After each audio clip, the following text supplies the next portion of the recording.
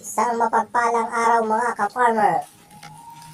Andito tayo ngayon sa ating beach farm.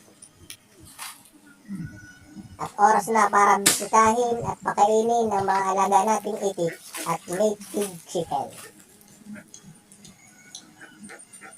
Nagsimula muna tayo sa 4 na itik. Yan sila. Nilagyan natin ng net at mga tirang tabas ng puno ng nyog ang kulungan.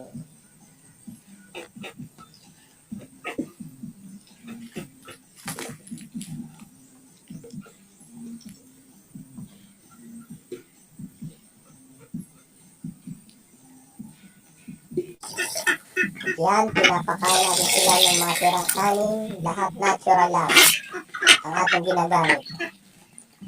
Hanggang sa susunod mga ka-farmer, abangan nyo ulit ang mga susunod nating video.